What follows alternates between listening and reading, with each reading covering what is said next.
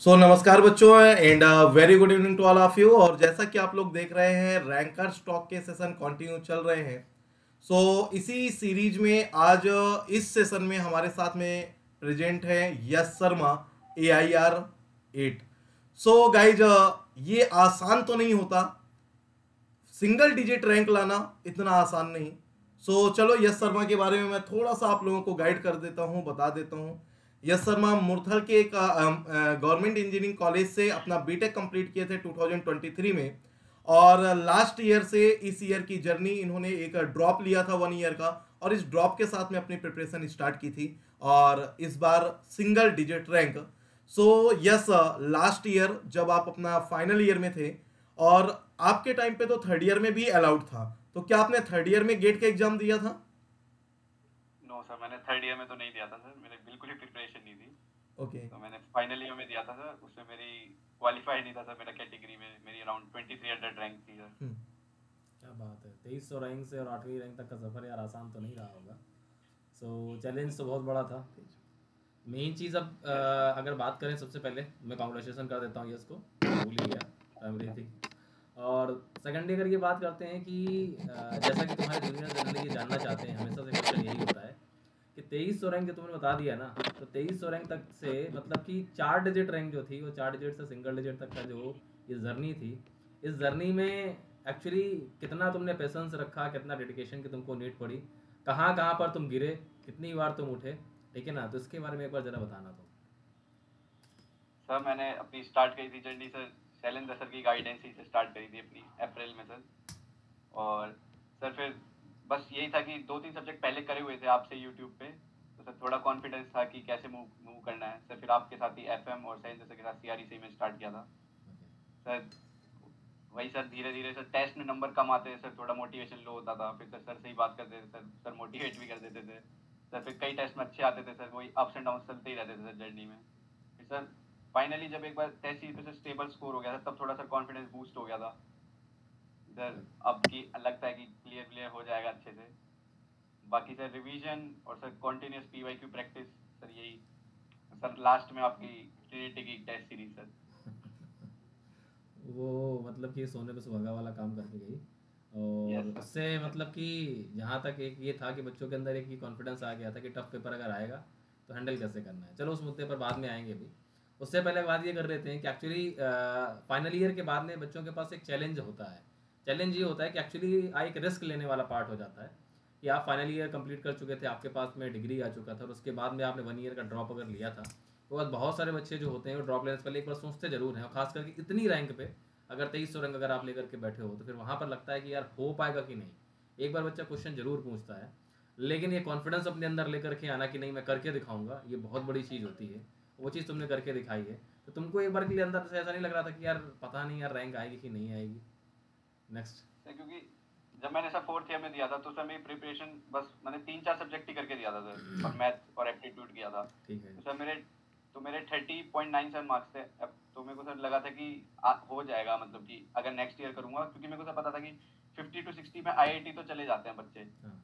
तो सर तो मेरा सर इतना वो भी नहीं था कि अंडर 100 ही आ पाऊँ या नहीं। मेरे को सर ये था कि IIT चले जाएंगे तो एक बार और चांस मिल जाएगा कि कहीं अच्छा करियर अपना अच्छे पास ले जाने के लिए। ट्राई वही किया था सर कि IIT बॉम्बे ही मिल जाए, बस कि अंडर 200 तक आ जाए। तो फिर सर वही चलती रही जर्नी सर। फिर लास्ट में सर आज सही है, सिंगल सही डिजिट है। रैंक। और एक चीज़ अगर देखा जाए तो अगर 3 से 4 सब्जेक्ट करके भी अगर 30 मार्क्स लाए जा सकते हैं तो मतलब एक्यूरेसी तुम्हारी बहुत अच्छी रही है।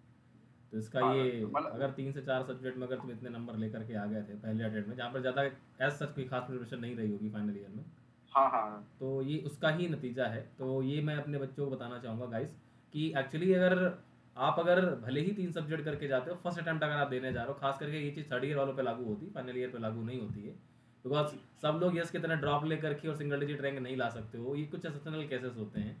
तो आप अगर कंपेयर करना भी चाहते हो, हर चीज़ में अगर कंपेयर करना चाहते हो यस के साथ, तो हर चीज़ में कंपेयर करो कि अगर आप फाइनल ईयर में 3 सब्जेक्ट करके जा रहे हो तो फिर वहाँ पर आप अगर पहली बार में क्वालिफाई कर जाओ 3 सब्जेक्ट से तो बड़ी बात है ये, पहली चीज़। और अगर नहीं कर पा रहे हो तो मतलब कहीं ना कहीं फिर आपको जो है ना पहले से प्रिपेयर करने की नीड है।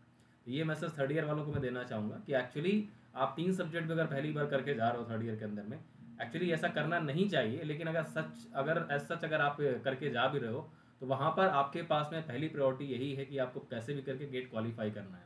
हमेशा हम बच्चों से यही बोलते हैं कि आप जब भी गेट एग्ज़ाम लिखने के लिए बैठो, वहाँ पर पहला काम आपको ये करना है कि पहला आप क्वालिफाइंग की तरफ मूव करो।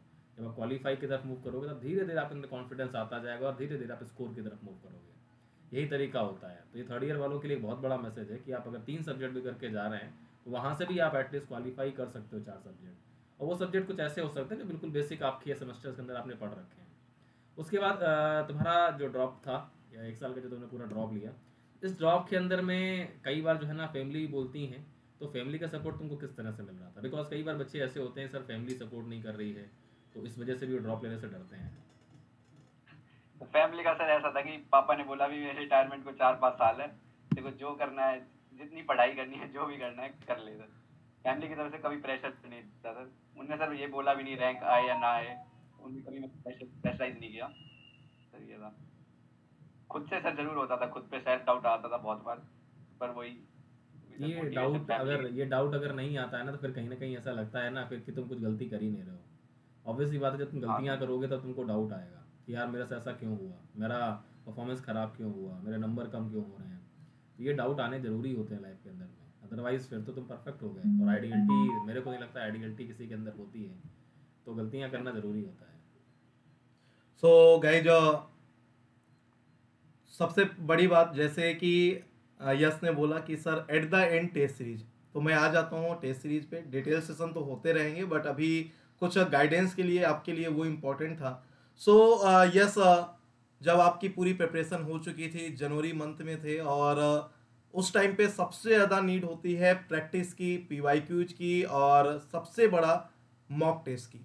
सो जैसा कि मैंने देखा कि मुझे ऐसा कमी लगा कि जो भी टेस्ट सीरीज चल रही हैं उन टेस्ट सीरीज के बेसिस पे गेट का जो पेपर होने वाला है वो पेपर कंप्लीट करना टफ हो जाएगा।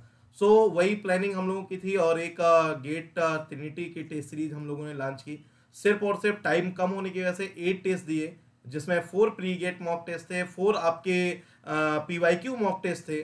तो उनमें क्या चेंज दिखा आपको अपने इस रैंक के लिए, क्या बेनिफिट मिला, और उसकी कुछ यादें मुझे बताओ। पहले टेस्ट से लेकर 4th टेस्ट तक कैसा क्या आपका परफॉर्मेंस रहा, क्योंकि मुझे याद है कि उन टेस्ट में आप टॉपर्स भी हुआ करते थे।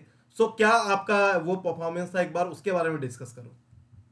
सर वही कि मतलब सर आदत थी कि एक तो इजी टेस्ट देने की सर, बिल्कुल, या पीवाईक्यू जैसी टेस्ट देने की। और सर प्लस सर आपके टेस्ट में था कि सर शफल होके क्वेश्चन आते थे, जो कि सर बाकी में नहीं था सर, जो मेरी प्रीवियस टेस्ट सीरीज थी।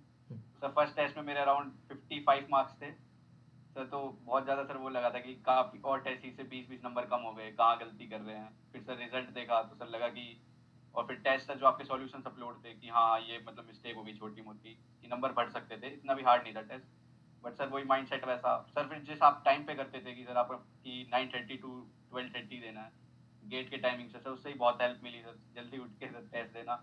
बाकी सर सेकंड टेस्ट में और मार्क्स ड्रॉप हो गए, थर्ड में सर थोड़े और हो गए सर, कॉन्फिडेंस तो डाउन जा रहा था। बट सर फिर सॉल्यूशन देख के लगते थे कि हाँ हमारी गलतियाँ ही हैं सर, कि टेस्ट इतने भी हार्ड नहीं है, बस जो हमने चीज़ें लाइटली ले रखी है वो थोड़ी सुधारनी है सर। फिर उसके साथ सर फिर आपने जो लास्ट के 4 पीवाईक्यू टेस्ट थे सर, उनसे फिर कॉन्फिडेंस दोबारा सर आ गया था लास्ट तक। सो ये तो एक हम लोगों की प्रॉपर स्ट्रेटजी थी कि ऐसे ऐसे पहले आप लोगों को फील कराना है कि गेट का पेपर अगर टफ आ गया तो आप वहाँ पर क्या स्ट्रेटजी बना के पेपर को सॉल्व करोगे, 3 आवर्स को कैसे आप इन्वेस्ट करोगे, क्योंकि एक बार पैनिक होता है तो बच्चों का 1 साल का टाइम वेस्ट होता है।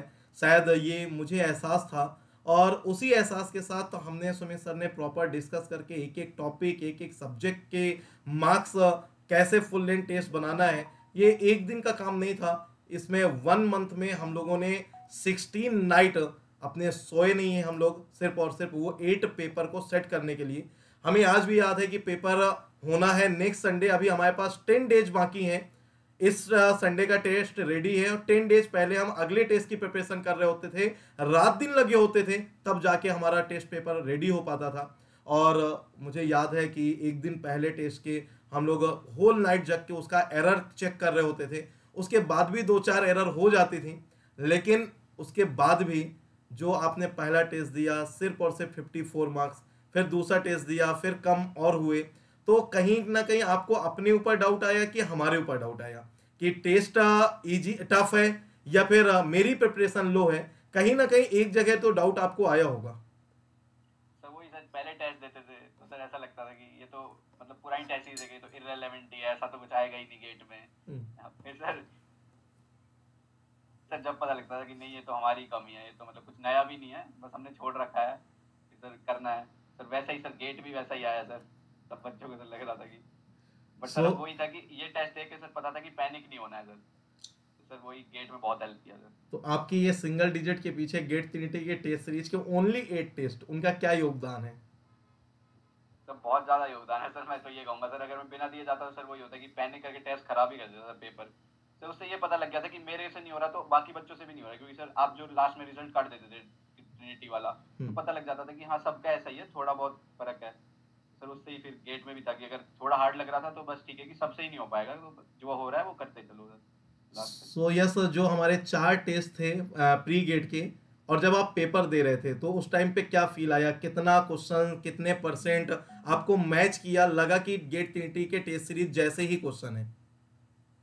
अराउंड सर 50% इजीली सर, अगर देखा जाए सर 32 टू 35 क्वेश्चन सर मैं कहूंगा कि बिल्कुल सर ट्रिनिटी कॉन्सेप्ट सर वही, तो आपके सॉल्यूशन से भी सर हेल्प मिलेगी कैसे सर शॉर्टेस्ट वे में करना है सर कोई। इस बार अच्छा अगर एक चीज़ देखी जाए सर, तो पेपर का लेवल लगभग 2022 का लोग कंपेयर कर रहे हैं, बिकॉज कट ऑफ लगभग वही गया है। तो 2022 के अंदर क्या अपने पास इतनी रैंक थी क्या? नहीं सर। लेकिन पेपर का लेवल टफ होने के बावजूद भी इस बार अपने पास टॉप 100 के अंदर में इतनी सारी रैंक है, उसके पीछे कहीं ना कहीं कुछ ना कुछ रीजन तो है कि बच्चा मेंटली प्रिपेयर था कि टफ भी अगर आ जाएगा तो भी मैं हैंडल कर लूँ जाऊँगा। 2022 में उसको शौक लग रहा था कि यार ये क्या हो रहा है मेरे साथ में, लेकिन इस बार वो मेंटली प्रिपेयर था कि अगर टफ भी आ जाएगा तो वहाँ कैसे खेलना है, तो ये चीज़ उसके अंदर माइंड सेट थी। इस वजह से भी इस बार बच्चों का जो क्वालिफिकेशन रेट है वो बढ़ गया है। तो ये चीज़ की प्रैक्टिस अब इन फ्यूचर भी हमको करनी पड़ेगी, बिकॉज नेक्स्ट जो आने वाला गेट 25 है वो IIT रुड़की है। एक लोग जो गलत परसेप्शन लेके बैठे हैं कि 44 नंबर कट ऑफ जा सकता है, तो ये भी उनकी जो मनसा है उसको तोड़ना पड़ेगा। और 25 वालों के लिए बस अब रेडी हो जाओ, ठीक है, कमर कस लो, बिकॉज अब गेट जो है ना वो उतना आसान नहीं है। मेन रीज़न जो है वो सिर्फ यही है कि ऑनलाइन एजुकेशन, जो कंटेंट यस ने पढ़ा वही कंटेंट AIR2 ने पढ़ा, वही कंटेंट AIR6 ने पढ़ा, वही कंटेंट AIR9 ने पढ़ा, तो कहीं ना कहीं कंपटीशन बहुत बढ़ चुका है। तो पेपर का लेवल तो बढ़ाना पड़ेगा ही, चाहे प्रैक्टिस के लिए हो, चाहे मॉक के लिए हो, चाहे वो गेट के लिए हो। तो जो भी हो रहा है तुम्हारे अच्छे के लिए हो रहा है, बस अब ये पॉजिटिव के साथ में मूव करो कि सीख के जाना है कुछ ना कुछ। कुछ भी अगर आपके सामने नया आता है वो चैलेंज को एक्सेप्ट करो और वहाँ से सीखने का ट्राई करो आप सभी लोग। सो यस, मिलते हैं फिर 19 को। आज का सेशन अब बहुत लेंदी नहीं लेंगे, और यहीं पर फिर आपके साथ एक टॉक होगा, और जो इवेंट है ना, उसमें 19 को कुछ धमाल होने वाला है। कुछ आपके लिए बहुत बेनिफिट के लिए हम लोगों ने प्लान किया है, जो आपके आगे आने वाले PSUs में, इंटरव्यू में और आपके एक्सपीरियंस के लिए बहुत काम आने वाले हैं। सो गाइज, जैसा कि आप लोगों ने देखा, यस का ये नॉट क्वालिफाइड से सिंगल डिजिट रैंक की जर्नी।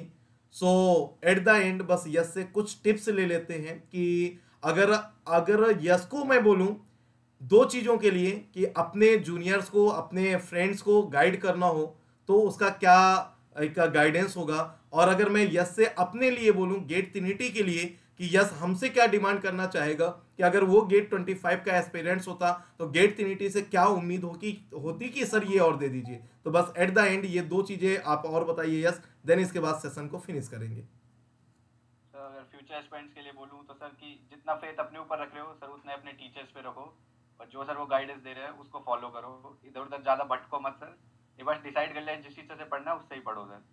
और सर कि अपने PYQ रहो, डेडिकेटेड रहो और कंसिस्टेंट रहो सर जितना भी रह सको। और बाकी सर गेट ट्रिनिटी के लिए यही है सर कि अब टॉपिक वाइज PYQ सर वो बारह आपने की चालू हो चुके हैं, और सर आपकी टेस्ट सीरीज सर बस सर उसी का वेट है। बाकी सर वो बेस्ट है, पता है कि आप दोगे तो बेस्ट ही दोगे सर।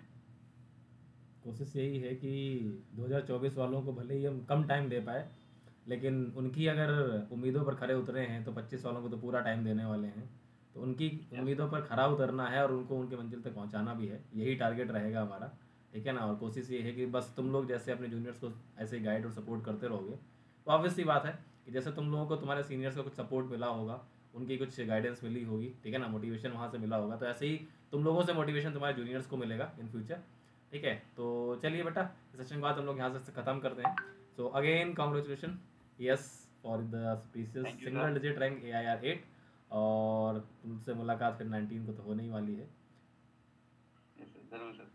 सो गाइज आप लोगों के लिए इन्फॉर्मेशन है, 22 मार्च से सियारी से मैं न्यू बैच स्टार्ट करने जा रहा हूँ, प्रयास बैच। तो आप इस प्रयास बैच के लिए as soon as possible enrol करिए और अपनी जर्नी को स्टार्ट करिए। जो गलतियाँ आप लोग अभी सेकेंड ईयर थर्ड ईयर में करते हैं कि अभी नहीं हम बाद में स्टार्ट करेंगे, तो वो गलती आप मत करिए। सेकेंड ईयर और थर्ड ईयर में प्रिपरेशन करिए। थर्ड ईयर में इस बार हमारे टॉप 100 में कम से कम 10 बच्चे आ रहे हैं, तो वो जर्नी का पार्ट आप बनिए और थर्ड ईयर में ही रैंक अचीव करिए। और जो थर्ड ईयर में है कम से कम अब उनको ड्रॉप ना लेना पड़े, इसलिए फाइनल ईयर के लिए मूव करिए। 9 मंथ, 6 मंथ, 12 मंथ के तीनों कोर्सेज हम लोगों ने अवेलेबल कराए हैं इस प्रयास बैच में। अगर किसी को लगता है मुझे 9 मंथ के साथ कंप्लीट करना चाहिए तो आप 9 के साथ मूव करिए। 22 मार्च से आपका ये बैच स्टार्ट हो जाएगा, जिसमें टेस्ट सीरीज भी इंक्लूडेड है। इसके लिए आपको अलग से कुछ भी चार्ज पे नहीं करना। कोई भी डाउट है तो आप इस नंबर से मुझे कांटेक्ट कर सकते हैं या आप व्हाट्सअप मैसेज ड्रॉप कर सकते हैं। और इसी के साथ इस सेशन को एंड करेंगे। थैंक यू बेटा, love you all, take care and जय हिंद।